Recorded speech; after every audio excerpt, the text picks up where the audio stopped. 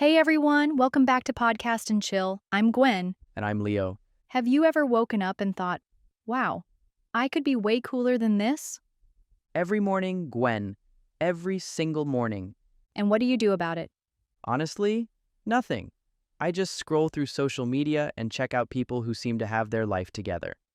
Ah, yes, the classic doom scrolling, guaranteed to make you feel worse about yourself. All right, cut it out and get to the point. Fine. Today, we're talking about how to level up and become your dream self. Are you about to drop some magical spell on me? Well, I wish. But becoming your dream person isn't magic. It's about choices.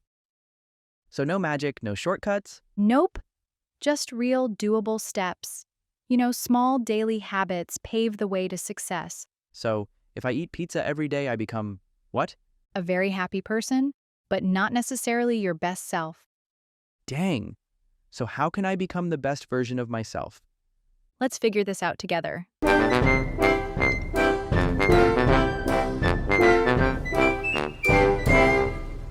So what's the first step? Step 1. Defining your dream self. Sounds simple, right? Not really. If your goal is just cool, that's way too vague. That's right. What even counts as cool? We need specifics.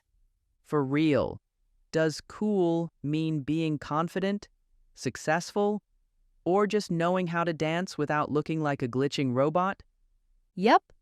You gotta pin down what your dream version actually looks like. What job do they have? How do they act? What habits do they stick to? Right. Those kinds of questions get you on track. And writing things down helps. A 2007 study by Gail Matthews found that people who jot down their goals are way more likely to achieve them. I guess my goals being random thoughts in the shower isn't enough. Nope. So grab a notebook or your phone and jot down the qualities you want to develop. And be honest. You're designing the best version of you, not just copying some influencer. So let's start with things you can control, like improving communication skills or dressing better. All right, so we've got our dream self in mind. Now, let's talk about how to get there. Do I wake up tomorrow and just become that person? I hate to break it to you, but no. Change doesn't happen overnight. It happens through small daily habits.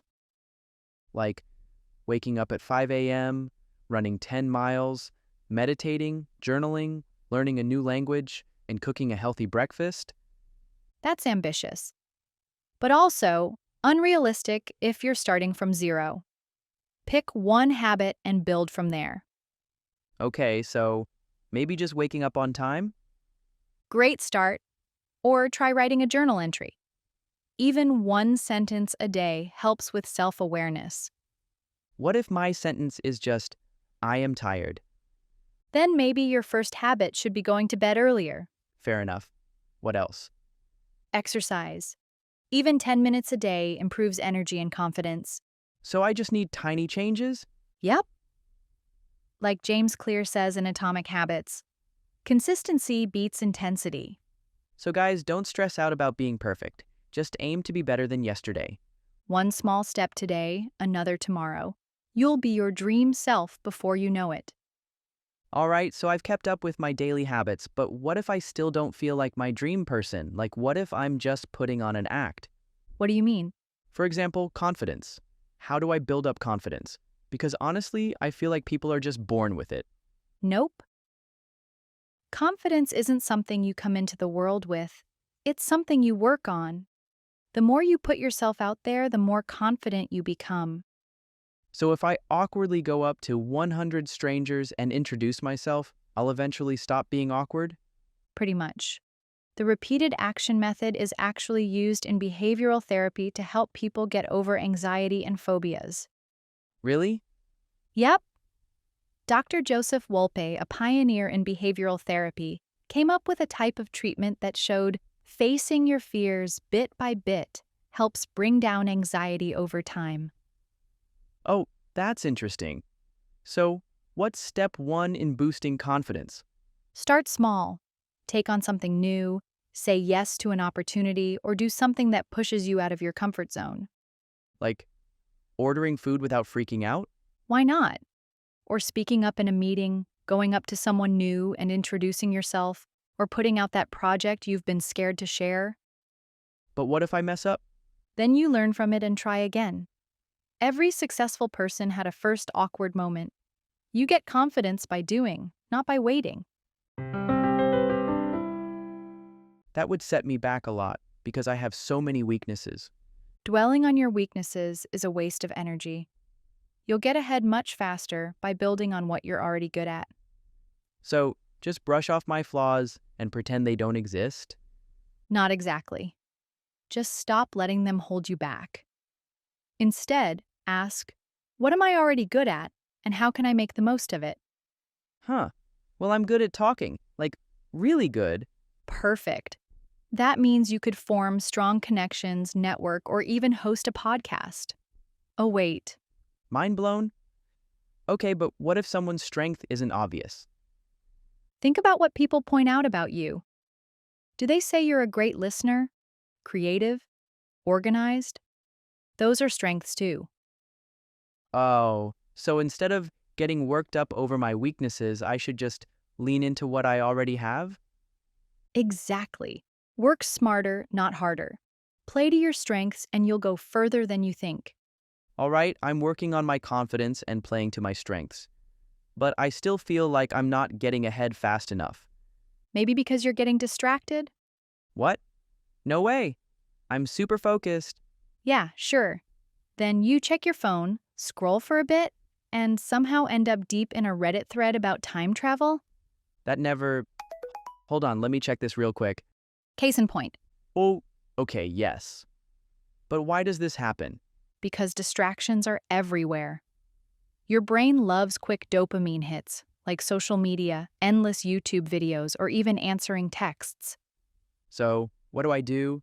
Just toss my phone into the ocean? That's extreme, but not necessary. Write down what you need to cut back on. Then practice turning things down, Like what? like doom scrolling.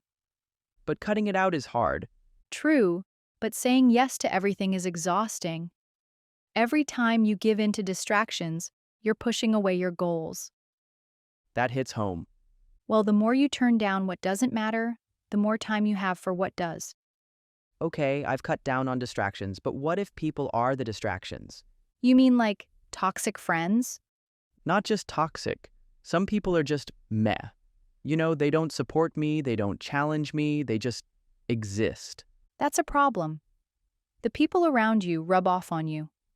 If they're not helping you grow, they're holding you back. So what, I just replace my friends like an iPhone upgrade? Not exactly.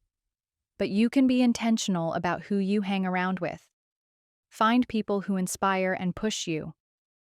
Where do I track down these magical, motivational unicorns? Join in on communities that match your goals. A class, a club, an online group. Somewhere with people on the same path. So like, if I want to be fit, I should stick with gym people? Yes. And if you want to be more successful, surround yourself with people who push themselves. Energy is contagious. Got it. I'm focused, I've got a solid crew, and I'm on my way to becoming my dream self. What could go wrong? Everything. Wow, that's comforting. I'm serious. Failure is part of the process. No one makes it through without failing first. Tell that to my confidence. Every time I mess up, it feels like proof that I'm not good enough. That's where you're wrong. Take J.K. Rowling, turned down 12 times before publishing Harry Potter, or Elon Musk. His first rocket exploded. Twice. Okay, but I don't want to be an astronaut or an author. The point is they kept at it.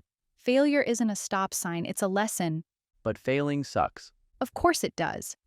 But instead of I failed, say I learned. Every mistake gets you closer to success. So, next time I fail, I should throw a party? No, but you should figure out what went wrong and try again. Fair enough. So, failure, I'm ready for you. Just go easy on me, okay? All right, Gwen, let's break down some key vocabulary we've talked about today. First, pin down something. It means to identify or understand something clearly. For example, it's hard to pin down the exact reason for the problem. Second, get somebody on track.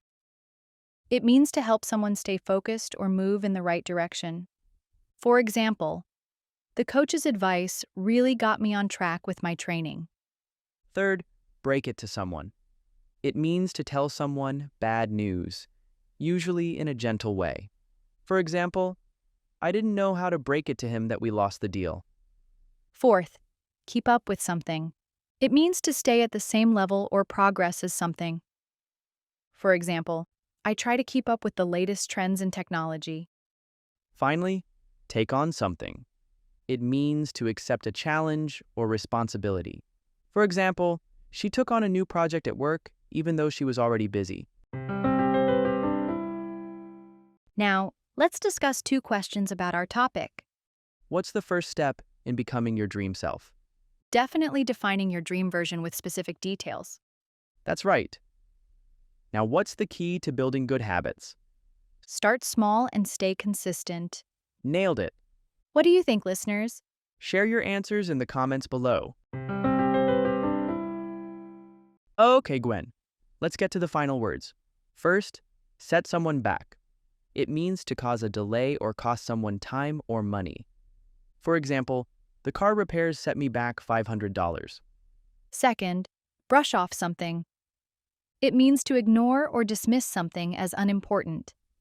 For example, she brushed off the negative comments and kept going. Third, get worked up over something. It means to become very upset or emotional about something. For example, he got worked up over a small mistake in his presentation. Fourth, cut something out. It means to stop doing or eating something. For example, I'm trying to cut out sugar from my diet. Finally, turn down something. It means to refuse an offer or invitation. For example, he turned down the job offer because it didn't pay enough. Hey Leo, here's a question for you. Okay, I'm all ears. What should you focus on more? Your weaknesses or your strengths? Strengths, of course. It's smarter to build on what you're already good at. I know, right? So, what's a good way to stay focused? Cut back on distractions. Say no to things that don't matter. And surround yourself with motivated people. Now, listeners, it's your turn to answer. We've covered everything: dreaming big, daily habits, confidence, strengths, focus, good people, and even failing gracefully. Now, you take action. Knowing all this is great, but doing is what matters. That's right. After all, life doesn't work like a movie. Just start small. Pick one thing from today's episode and commit to it. Every step, no matter how small, brings you closer to your dream version. And if anyone listening wants to join, we're in this together. Yes, keep moving forward, keep growing, and we'll see you in the next episode. Until then, stay awesome.